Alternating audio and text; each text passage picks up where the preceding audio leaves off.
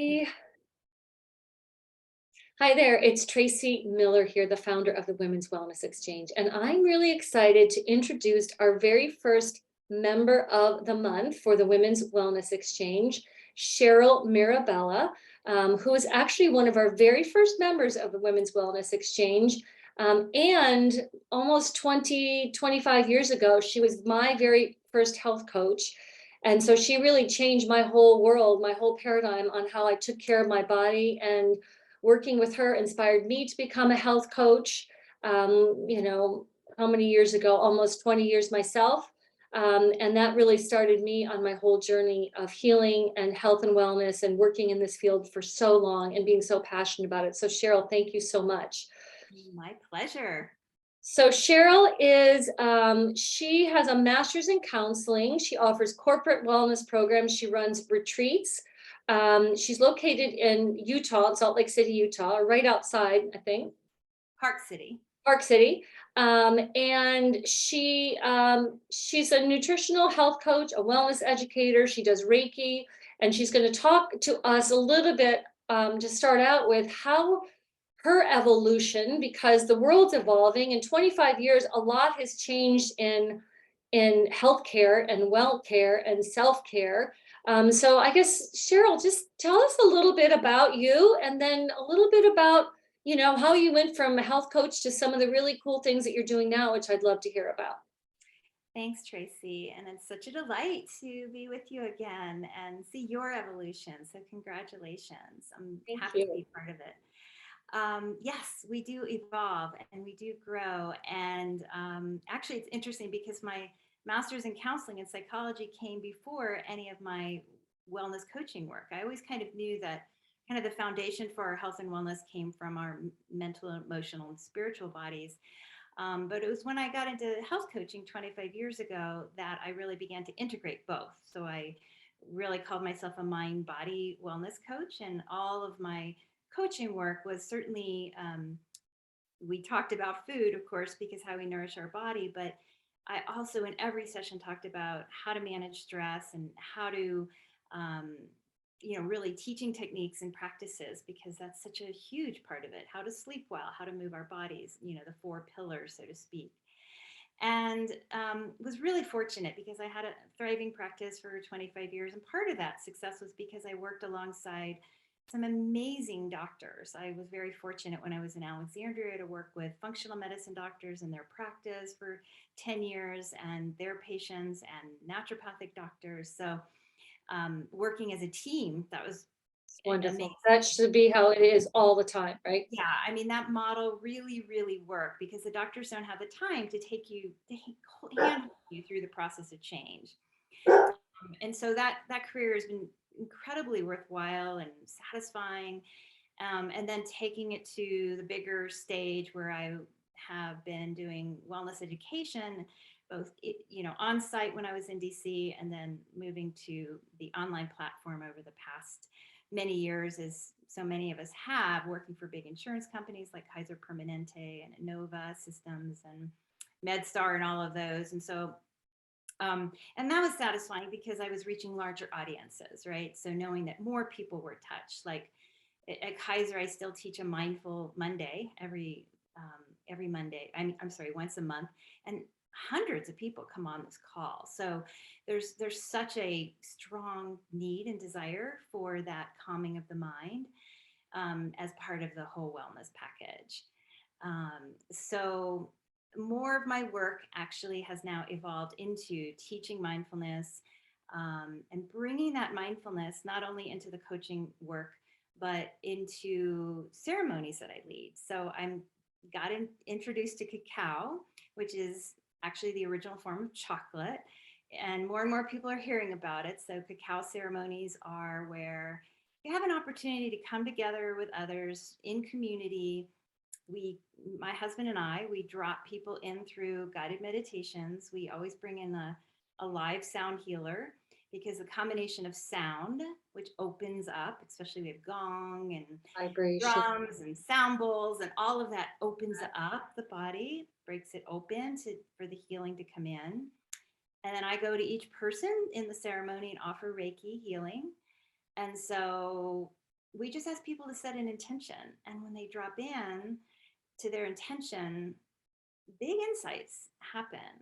So we're doing that on a regular basis. And as well as I'm doing Reiki healing sessions on this table right behind me in my office, helping people again just drop into that quiet place inside of them so that they can get in touch with that intuitive knowing, that intuitive guidance of what is out of balance for them, maybe what their dreams, their visions are, and what is the next first step in that direction. I love that. I was just going to ask you to define what you think health is, and maybe that's it. Well, yeah, I mean, for me, health is a balance of the mind and the body.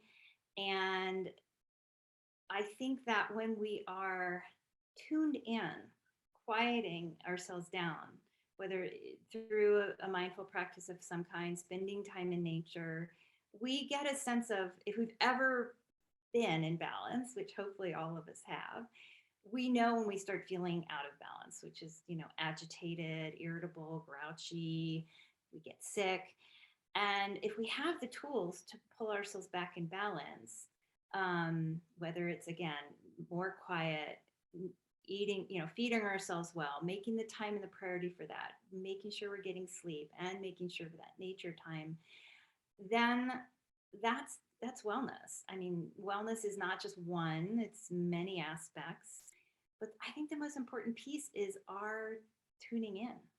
If we don't have that ability to say, I am out of balance, no matter how much information we're told, no matter how much a health coach might tell you, if you can't be feeling into that to say, I'm falling out of balance, I need to do these things to recalibrate myself before I'm so out of balance that it seems overwhelming and why even try, then I think that's the key. That has been the key for me for sure. Well, and that's what you taught me, to trust, first of all, to know my body and trust my body, and I said for years after I worked with you, it's like I had no idea how poorly I felt until I didn't feel so bad anymore. And so it was an epiphany. And a lot of times it is an evolution, but I'm telling you, there was a light bulb moment for me. Like, I remember thinking, does everybody know this? Am I the last person in the world? Like, no one ever taught me this. I really thought it was like, oh my God, like, why did I not know this? Why did I not tune into my body? Why did it's like we were taught to, like, if you have a headache, take an aspirin, right? Right. Ugh, I mean, I talk a lot about body wisdom, and even what's I find incredibly important too, especially for women. And I have a small intimate women's circle as well that we gather once a month and just share on important things. We just listen.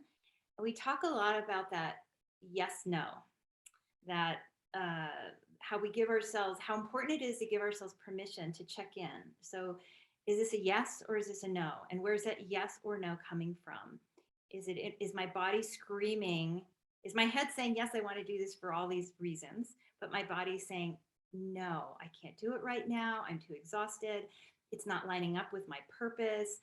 The body doesn't lie, and so I think when we're not sure and we're questioning things, so just quiet yourself, pause, which mindfulness gives us that ability to pause, and even if it's a few seconds. And if someone invites you to something, you can say, how does this feel? Just when I ask myself, do I want to do this? Is this feeling, even do I want to do this right now? Maybe you want to do it, but you don't have time this week or it's not lighting you up right now. So you might answer, I thank you for the invitation. I'm flattered. That's exciting. It's just not the right time. So when we can tune in and quiet ourselves just for a few seconds, which is what my mindfulness practice gave me, that what I call the pause button. So I can go, okay, what does it feel? Is it a yes or a no? And no is a full sentence, right? It's like we as women often will give a full explanation as to why it's a no. And I just often, rationalize. right? I'll just say, I'm sorry, it just doesn't work for me. Thank you. And that's something, it's an evolution for me to get there as well.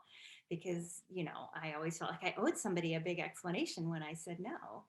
So Well, and that leads me to another question, just, what has been the one action, habit, belief, like, and maybe again, I'm drawing on what you just said, but like, what has really kept you on this path where maybe you fall off, you've been traveling, like what brings you back to, we were talking earlier that you can, like you said, you can get as much information as you want, but what's that core thing that brings you back to, taking better care of yourself and following this path?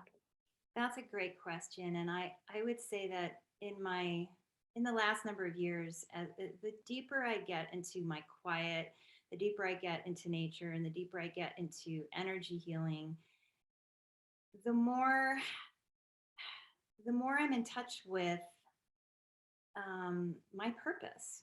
You know that I'm just there's only one me, and if I'm not in my best self, if I'm not energetically healthy, if I'm not mentally, emotionally healthy, if I'm not truly showing up because I'm exhausted or I haven't done my work, then I'm not going to be able to shine my light. I mean, as simple as that sounds, that we all have this light within us. And you can, I mean, I just had the great benefit of doing a Reiki session on one of my dearest friends who's moving to Denmark. And she's just all light, and she's just everything just lined up for this move for her because she's living in that place. And you recognize that in certain people when they're just not sure of what's happening next, but they're leaving a job, they're leaving a relationship, they're leaving a location because they're feeling that connection to source, to the divine, to spirit, whatever you want to call it, God. Everybody has their, and when you're tapped into that and you know that you have an offering and only you can offer that, then you feel it's at another level. It's not a job. It's not just a relationship, Honor. right? It's a responsibility, but it's also our passion. It's our mission. It's why we're here. And I feel like that's how I live now. It's like this. I listen to the spark. I listen to the excitement because those sparks come that way. Like, oh, that sounds like fun. Or I want to learn about that. Oh, I just got my first sound bowl. Like, it comes like that when you're open to receive that next level of learning and growth and expansion. I don't know if that answers the question, Well, I so much bigger than, I want to yeah. weigh this or do, it's beautiful. So I love that. I really love that. So let me ask you two more questions. The last one is, what kind of frustrates you about our world right now and how it makes it so difficult for people to eat health, or not just eating, but to take better care of their bodies. And then to follow that up would be, and if you had a magic wand, like Mhm. what would you do to help address that? Yeah, those are really good questions. And I think we've spoken about this before, Tracy, that a lot has changed, which is great. And there's a lot more awareness than there was, 25 years ago when I got into this work.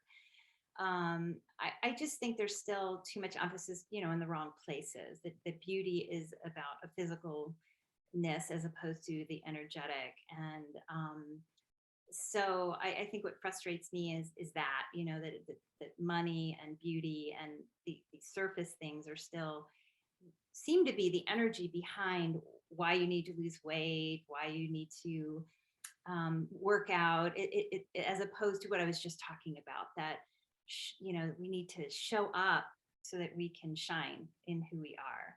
And so when we can touch into that, so that's what frustrates me. I just think the focus and the emphasis is kind of all in the wrong places. And there's still a lot of money behind junk food, and even the American Dietetic Association Coca-Cola and McDonald's and all of those are sponsors. So there's just a lot of conflicting information. I just like to keep it simple and just say, eat as nature intended. Michael Pollan's book, Food Rules, is a great little book to look at that, if it comes out of the ground and our grandmothers cooked it, those are the foods we need to be eating. The color of the rainbow. I think food can be very uncomplicated.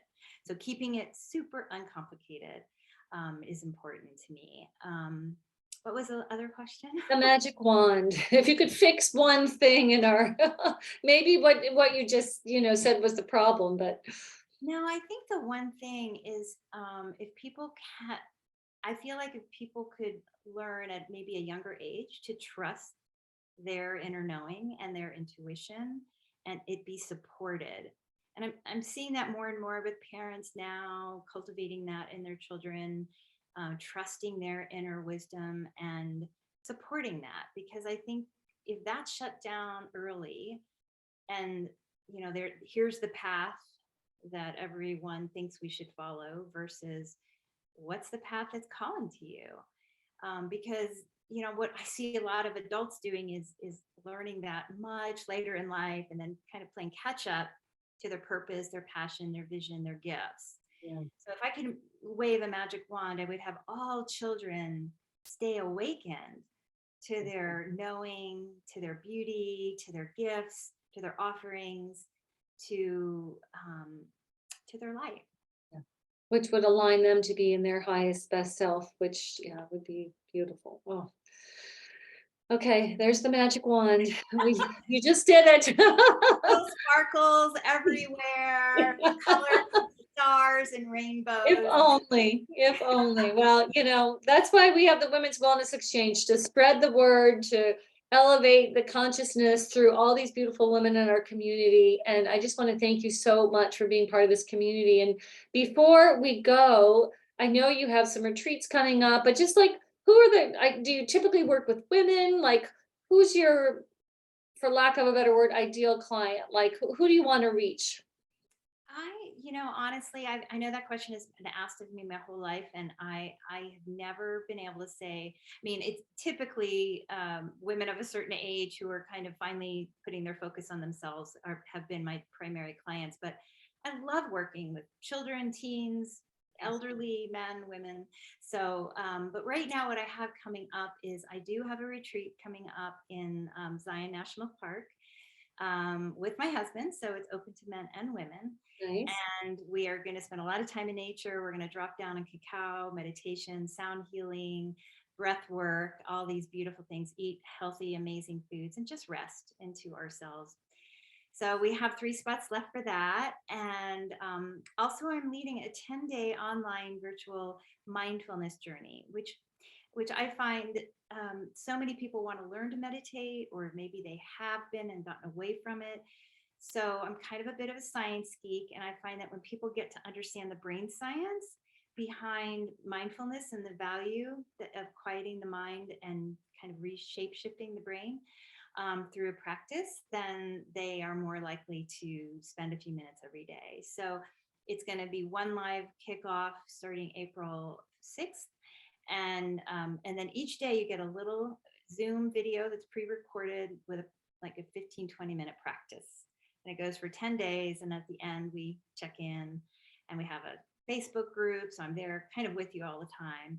And I did it last year and it was really great fun. And I look forward to supporting those who want to, reconnect with their mindfulness practice, or maybe just start for the first time. And I'm always looking to support people online that way through health coaching with mindfulness, mind-body approach as well. Awesome. Awesome. Well, enjoy all that snow out in Utah. We are, trust me, we are. Yes, and thank you so much. I will put a link to your profile below this interview, and I hope that you will check out Cheryl's information, look at some of the things that she's doing online, her retreats, and really just take to heart her advice for really trusting your body, because I think that is so beautiful. And it sounds simple, it can be hard, but it's a process, right? It's an evolution, and as soon as you start, you can't stop. So it's 100%. You know, awareness is 95% of any cure. So once we've expanded to the awareness, we still may mess up and make mistakes and slip backwards, but we recognize that we have that skill or that awareness or that growth. So yeah, Awesome. Awesome. All right. Thank you, Cheryl. thank you Have a great day. too.